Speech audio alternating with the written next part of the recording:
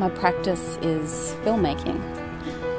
And starting with the idea,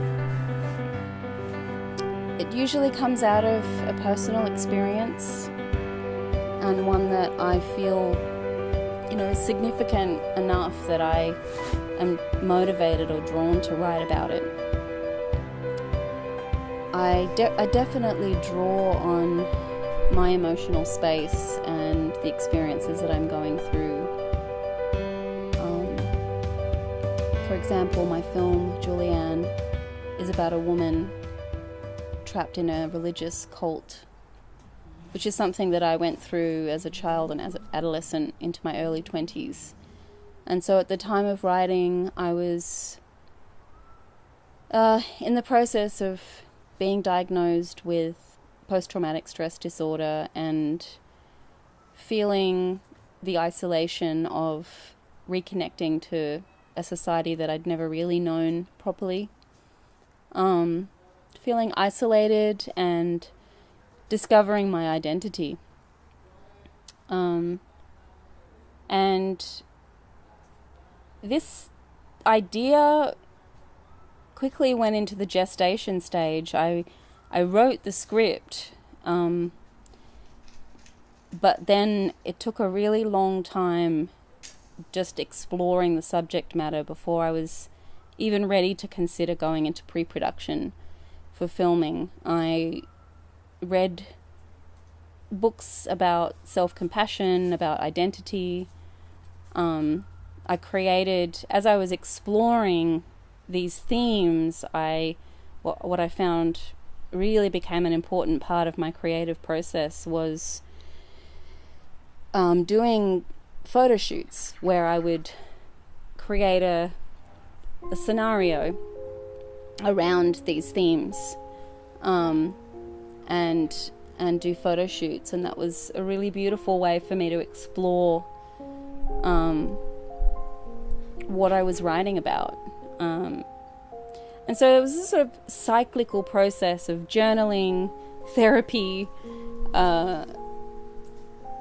photo shoots, and then as that sort of progressed along, I also found I'd get very connected to certain pieces of music, and I read somewhere that traveling, like driving or sitting on a train or plane, could really help you move forward with a concept. And I started doing this and daydreaming about the scenes in the film, or the characters, and listen in my car driving and listening to a track, sometimes the same track over and over and over again.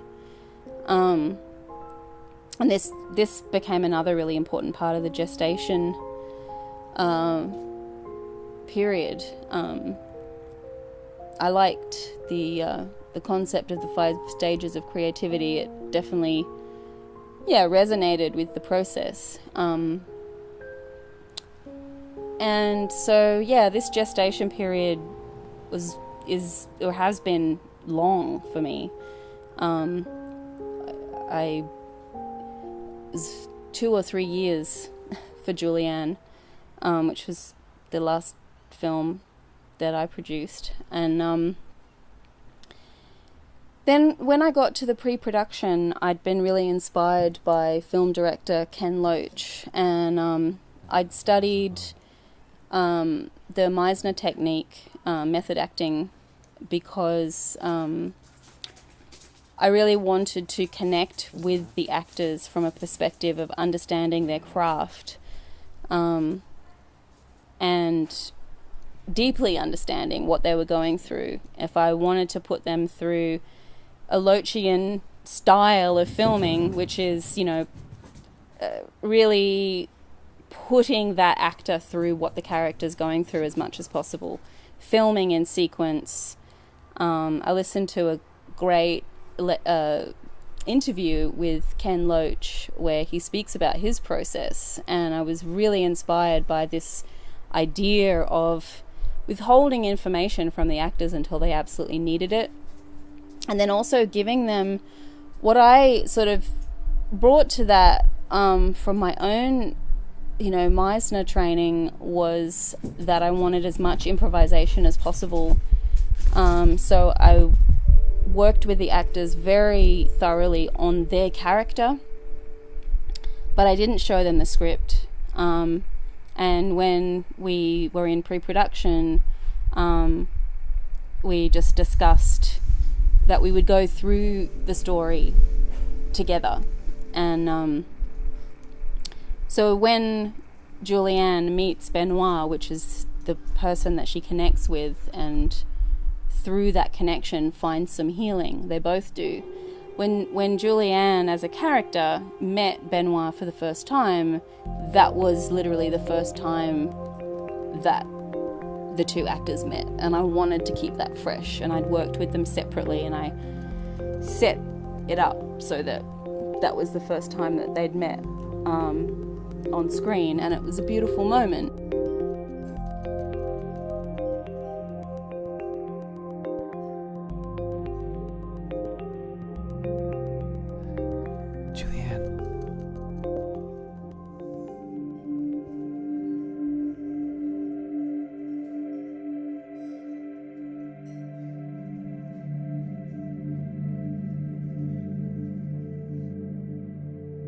When it got down to the nitty-gritty, I really went for a sort of rich, slightly fantasy, rich in nature, a slightly fantasy environment that seemed to support the story in terms of having enough distance from the subject matter to connect with it.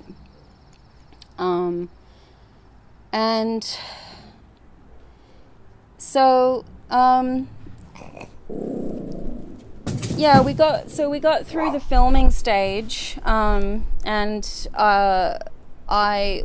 backtracking, in the actual production phase, I was directing and also filming. I hadn't met someone yet who I felt comfortable enough with filming the kind of improvisation that I'd set up. I knew the story in my head, so I went around with a handmade stabilization system and the camera set up, and filmed what I knew I needed. But it was a bit experimental, and I made a lot of mistakes. It was my first go at it, really. But I loved it, and the actors loved it, and it took a long time to edit it because of my mistakes, but at the end of the day I got a result that I was really happy with, and so I guess my main sort of flow of creative practice is very gestation heavy. The editing had a lot of gestation periods in it as well, and I did more photo shoots and more exploration. I did a lot of thinking about how I wanted to put the story together, and I read the brilliant editing book In the Blink of an Eye and really attached to the concept of getting that moment where you cut. And it can be, a fraction too late, and you've missed the moment, and it doesn't have the same impact. And I really tried hard to follow that in the editing of the film, which I also edited myself. So I completed the film and took it through the sort of promotional phase as well, which I did again single-handedly, and created a small film festival called the Gilded Anarchy International Film Festival, where we had shorts from France and my film, and it was a brilliant small film festival. and got some really lovely feedback, and the film is now part of the curriculum at Springwood High School for the HSC. And I'm still developing the project into more of a transmedia project with a hand-drawn video game and more content. But at the same time, I have moved on to a new project. I needed to, because I'd also, come through this whole phase of dealing with that trauma and really needed to move on to something different and new to reflect my new emotional space that I was in. And reflecting on this whole process, I can really see that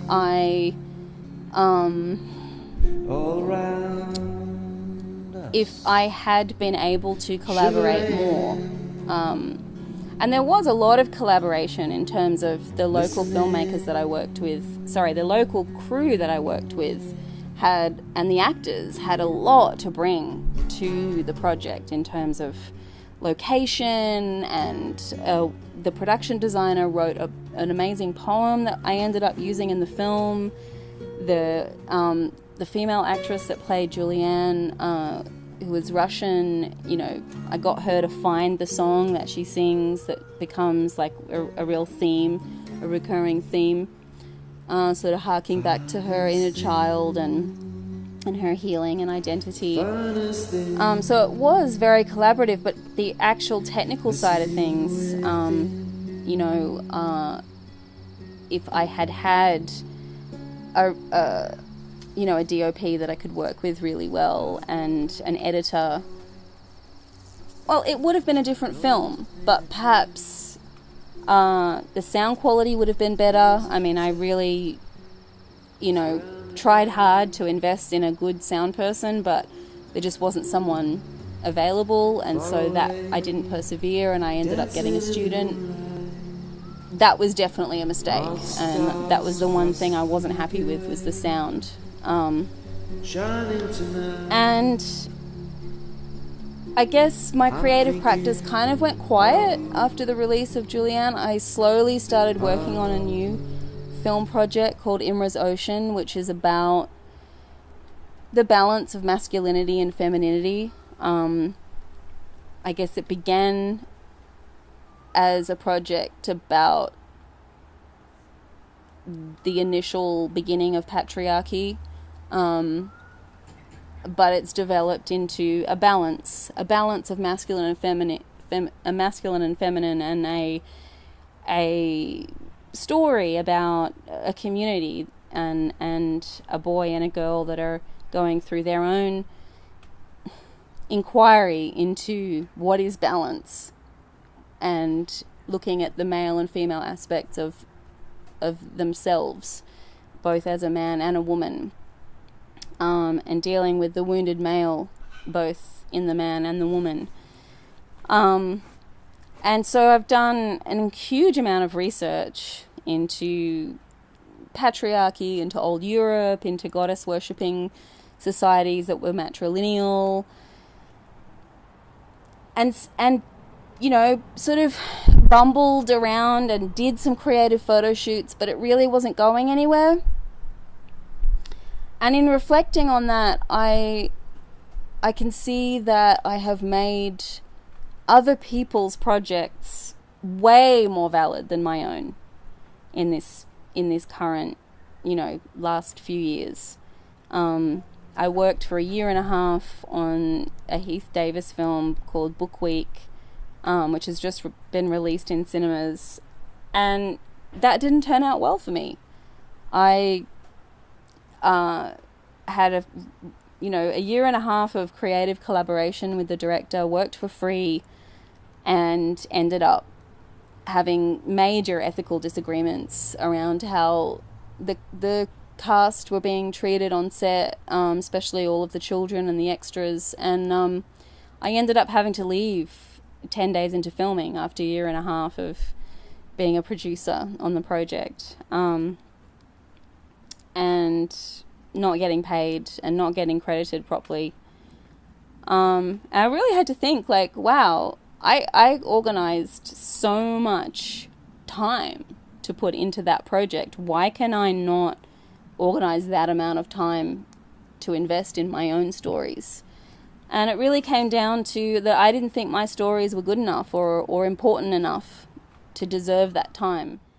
And in more practical terms, but also related to that, I've been living in my house where I currently am for almost 4 years, and I cannot seem to keep hold of my studio space. It's constantly being turned into either a bedroom or a dumping heap. I just haven't prioritized it. It's always been more important to give it away to something else, and that's something that I really recognized was holding me back and stopping this new film from progressing. And the other thing that I reflected on is that I have a sort of chaotic tendency when I'm creating, whether it's on a photo shoot or a film shoot. When there's other people involved, they're way more important than getting the exact shot or getting the setup right. I don't want anyone to be waiting. I don't want anyone to feel uncomfortable. To the point where I'm so anxious about all of that I rush through the process to a certain degree. And sometimes this actually seems to work somehow. Like, I still end up kind of getting, maybe not what I originally thought I was going to get, but something different that's beautiful. But I wonder what would happen if I allowed myself a little bit more validity in that process to persevere until I got what I wanted. I don't ever want to be inconsiderate of the people working for me, whether that's an actor or a crew. And I don't think I would, but I do want to give myself as the creator a bit more validity. So there was some interesting studies that I read recently around left-handedness and right-handedness, and how we associate things that are positive and negative based on our dominant side. And I was researching this for an interview with an artist, Emma Magenta, who uses her left hand to draw and write in her creative practice. And so I was so fascinated by these research papers, and thought about including that in my inquiry into my own creative validity. And so with all this sort of reflection, I wanted to do a sort of action research style of reflection and of planning a way that I can, take some steps to improve my creative practice. And so the first thing that I did was I did some left-handed writing. The research explains that using your non-dominant hand for a while can start changing your attitudes towards things that you would normally associate as positive or negative. It would start swapping over. And so I thought, well, if I'm looking at my creative practice as negative, maybe addressing my creative practice with my left hand will start giving a slightly different point of view internally or psychologically towards my creative practice. So since journaling is really key as part of my creative process, I went to buy a new journal. I browsed the journals with my left hand and picked out one, and I yeah, that process was very interesting. And I started journaling and drawing some plans for a creative space, a studio space for myself with my left hand, and sort of started making it real. And it did seem to help the process, I think.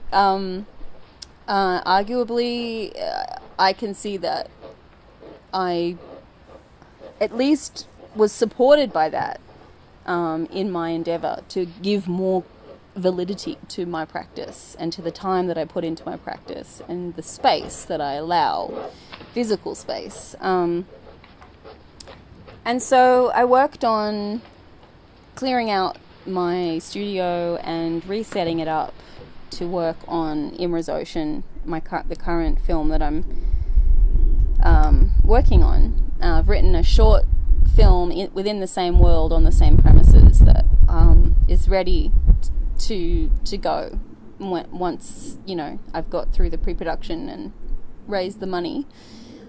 And so that's the world that I'm building. And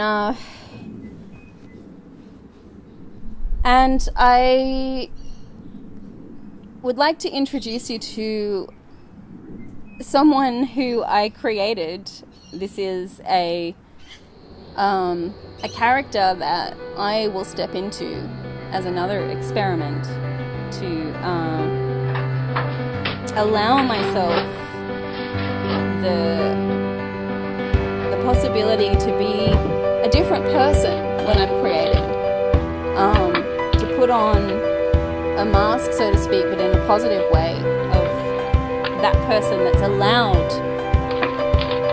to make people wait just a little bit, not to the point of disrespect, but just to respect the work as much as I respect the people, and allow the time to get it right,